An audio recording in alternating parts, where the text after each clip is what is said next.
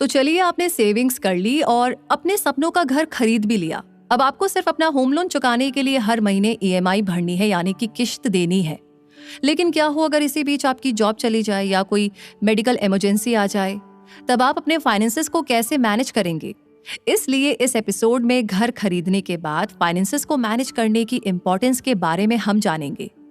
Long term financial stability और financial goals तक पहुंचने के लिए घर खरीदने के बाद इफेक्टिव तरीके से फाइनेंसेस को मैनेज करना बहुत इंपॉर्टेंट है। Home ownership initial down payment के बाद भी एक रेंज ऑफ एक्सपेंसेस के साथ आता है, जैसे प्रॉपर्टी टैक्सेस, इंश्योरेंस, रिपेयर और मेंटेनेंस कॉस्ट। इन खर्चों को अगर इफेक्टिवली मैनेज नहीं किया गया तो फाइनेंशियल स्ट्रेन, उधारी और यहाँ तक कि फोरक्लोजर भी हो सकता है। घर खरीदने के बाद फाइनेंसेस को मैनेज करने के लिए सबसे इंपॉर्टेंट स्टेप्स में से एक है बजट बनाना और उस पर टिके रहना।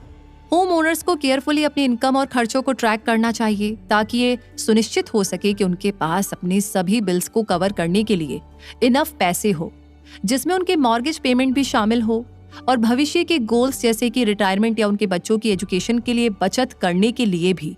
एक इमरजेंसी फंड होना भी इम्पोर्टेंट है जो अनएक्सपेक्टेड खर्चों को कवर कर सकता है, जैसे टूटा हुआ अप्लायंस या घर के बड़े रिपेयर्स। बजट बनाने के अलावा घर के ओनर्स को अपने खर्चों को कम करने और अपनी इनकम बढ़ाने की स्ट्रेटेजी पर विचार करना चाहिए। इसमें बिल्स पर नेगोशिएट करना, उनके मॉर्गेज को रिलीज करना या एक साइड जॉब या फ्रीलांस काम करना शामिल हो सकता है। होम ओनर्स को अपने डेट टू इनकम रेशो के बारे में भी सावधान रहना चाहिए और एक्स्ट्रा डेट लेने से बचना चाहिए, जैसे कि क्रेडिट कार्ड लोन, जो उन्हें फाइनेंशियल इनस्टेबिलिटी के जोखिम में डाल सकता है। साथ ही साथ हमें अनएक्सपेक्टेड एक्सपेंसेस जैसे जॉब लॉस या मेडिकल इमरजेंसी जैसी चीजों के लिए भी फाइनेंशियल प्लानिंग की जरूरत है, क्योंकि मुसीबत कब आ जाए हम में से कोई नहीं जानता है, लेकिन हम कम से कम खुद को इसका सामना करने के लिए काबिल बना सकते हैं। अनएक्सपेक्टेड खर्चों के लिए प्लान बनाना फाइनेंशियल मैनेजमेंट का एक क्रूशियल पहलू है। इमरजेंसी रिपेयर्स, नौकरी छूटना या मेडिकल इमरजेंसी की सिचुएशन जैसे अनएक्सपेक्टेड खर्चों को कवर करने के लिए एक प्लान का होना जरूरी है। इसके लिए सबसे इफेक्टिव स्ट्रेटेजी एक इमरजेंसी फंड बनाना, जो खास तौर से अनएक्सपेक्टेड एक्सपेंसेस के लिए अलग रखे गए पैसे हैं। इसके अलावा एक और ऑप्शन है इंश्योरेंस खरीदना, जैसे मेडिकल इंश्योरेंस, जो ऐसे खर्चों को कवर करने में हेल्प कर सकता है जो इमरजेंसी फंड के स्कोप से भी बाहर है। इमरजेंसी फंड बनाने के लिए सबसे पहले आपको अपने खर्चों और इनकम के बेसिस पर बचत का गोल सेट करना होगा। आपके इमरजेंसी फंड्स का गोल इतना होना चाहिए कि कम से कम 3 से 6 महीने के रहने के खर्च को कवर कर सके।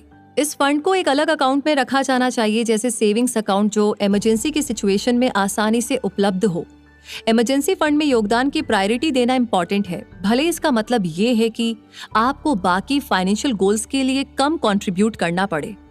इमरजेंसी फंड के अलावा अनएक्सपेक्टेड एक्सपेंसेस से बचने के लिए इंश्योरेंस खरीदना भी एक बहुत ही अच्छी स्ट्रेटेजी हो सकती है, जैसे होम ओनर्स इंश्योरेंस, जो नेचुरल डिजास्टर से होने वाले घर के नुकसान को कवर कर सकता है। मेडिकल इंश्योरेंस, जो मेडिकल इमरजेंसीज में आपके हॉस्पिटल के बिल को कवर कर सकता है। फाइनेंशियल मैनेजमेंट का एक और तरीका भी है जिसमें हम अपने डेट्स को मैनेज कर सकते हैं, यानी वो सारे पैसे जो हमने किसी इंसान या किसी बैंक से उधार लिए हैं। तो उधारी को मैनेज करने का सबसे बढ़िया उपाय है हाई इंटरेस्ट डेट को प्रायोरिटाइज करना और जब भी हो सके उधारी के एक्स्ट्रा पैसे चुका देना, जिससे लोन का बोझ है ना सर से जल्दी ही उतर जाए। और आप सभी के लिए ये बेहतर होगा कि घर खरीदने के तुरंत बाद आप किसी नए तरह के कर्ज या कोई बड़ी खरीदारी से बचे, नहीं तो आपके सारे पैसे सिर्फ किसी न किसी लोन को चुकाने में ही खर्च हो जाएंगे। इसी फाइनेंशियल प्लानिंग के साथ ये भी जरूरी है कि हम अपने रिटायरमेंट और लॉन्ग टर्म गोल्स जैसे वेकेशन या बच्चों की पढ़ाई के लिए भी बचत करना शुरू कर दें। भविष्य में फाइनेंशियल सिक्योरिटी और स्टेबिलिटी पाने के लिए रिटायरमेंट और लॉन्ग टर्म गोल्स जैसे बच्चों की एजुकेशन या अपने सपनों के वेकेशन के लिए बचत करना अहम है। रिटायरमेंट सेविंग्स जैसे 401k या IRA इनकम का एक सोर्स प्रोवाइड कर सकती है जब आप काम नहीं कर रहे हो, जबकि लॉन्ग टर्म सेविंग्स गोल्स आपको अपने सपनों को पूरा करने और अपने परिवार के लिए फाइनेंशियल सिक्योरिटी प्रदान करने में मदद कर सकते हैं। इन सेविंग्स गोल्स में जल्दी और लगातार योगदान देकर आप कंपाउंड इंटरेस्ट के फायदों को बढ़ा सकते हैं और ये सुनिश्चित कर सकते हैं कि आपके पास अपने लॉन्ग टर्म गोल्स को पाने के लिए फाइनेंशियल रिसोर्सेज हैं। तो एक अच्छी फाइनेंशियल हेल्थ बनाए रखने के लिए ऑर्गेनाइज्ड रहना और अपने फाइनेंशियल ऑब्लिगेशंस को प्रायोरिटाइज करना सबसे ज्यादा इंपॉर्टेंट है।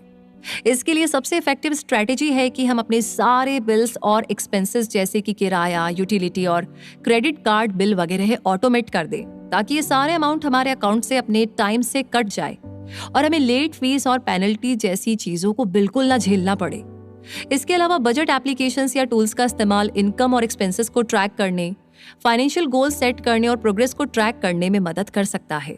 इंडिया में कई फाइनेंशियल एप्लीकेशंस और टूल्स मौजूद हैं, जैसे वॉलनट, मनी लवर और फजट, जो बजट बनाने, खर्चों का ट्रैक रखने और फाइनेंशियल प्लान बनाने में मदद कर सकते हैं। ऑर्गेनाइज्ड रह करके और इन सारे टूल्स का इस्तेमाल करके आप अपने फाइनेंशियल ऑब्लिगेशंस के टॉप पर बने रह सकते हैं और अपने लॉन्ग टर्म फाइनेंशियल गोल्स को पा सकते हैं। तो ओवरऑल घर खरीदने के बाद भी हमें अपनी फाइनेंशियल प्लानिंग अच्छे से मैनेज करने की बहुत ज्यादा जरूरत है, ताकि हम इमरजेंसी के लिए भी तैयार रहें और अपने सपने और बाकी शौक भी पूरे कर सके।